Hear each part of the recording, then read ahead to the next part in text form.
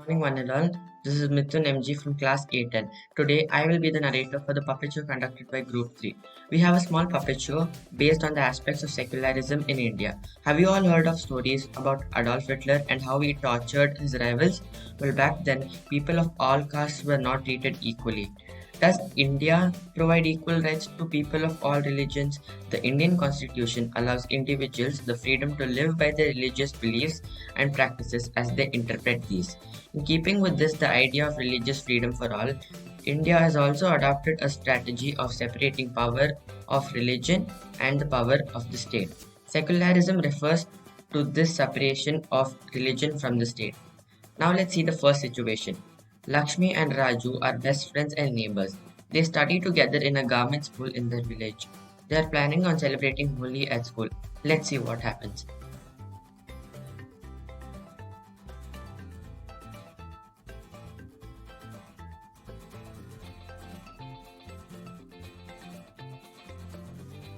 Hi Lakshmi, did you prepare for the exam? Yes, I did.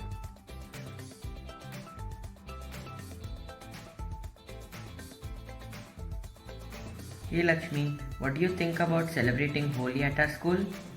It's a good idea. Anyway, we're not allowed to play at our home, so at school we can play freely. I have 10 rupees. I'll buy blue and red colors, and you buy green and yellow ones. You can also get water balloons, but are only we two going to play. Let's ask Rahul about this. Rahul, we are planning to play Holi at our school. Will you join us? Guys, we are not supposed to celebrate or promote any religious festival at government schools. Are you not aware of it?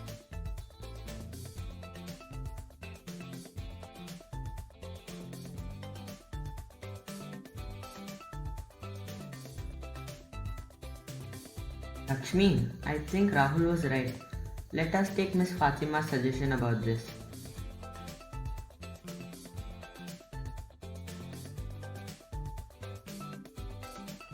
What is the matter, guys? Who says that we are not allowed to celebrate religious festivals at our school? Is it true, miss? Absolutely true. In private schools, you may, but not in government schools. This is why religious festivals are government holidays, so that we can celebrate it at home. Okay, miss. Then I shall buy a chocolate for myself and Lakshmi with the money I have. Come to me if you have any doubts in maths.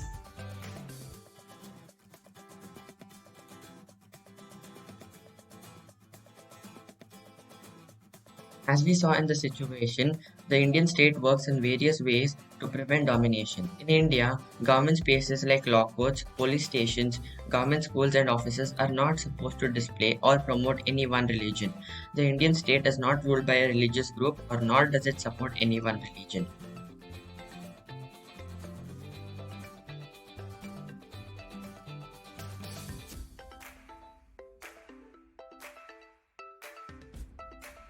Hey Padma, let's go for a ride in our bikes.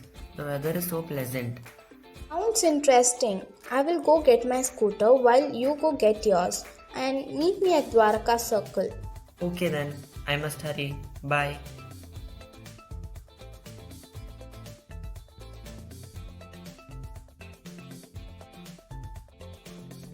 Cool, your bike is so good.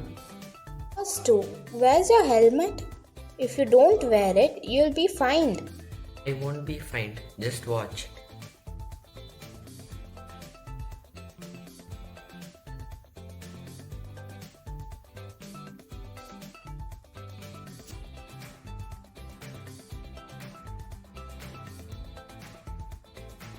Are you a Sikh, sir? Yes, madam. Okay then, you can go.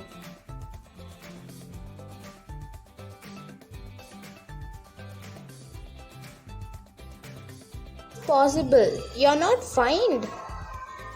This is not fair. Yes, it is. Sikhs are exempted from wearing helmet as wearing kubli is very important part of their religion. This is why most Sikhs do not wear helmet. But anyway, be careful while riding on in the traffic. The Indian state uses the strategy of non-interference. This means that in order to respect the sentiments of all religions and does not interfere with religious practices, the state makes certain exceptions for particular religious communities. Gurjeet does not have to wear a helmet. This is because the Indian state recognizes that wearing a pagri turban is central to a Sikh religious practice. So, this is how India is a secular state. However, there are many discrimination based on religion in Indian societies. The knowledge that such rights exist makes us sensitive to such violations.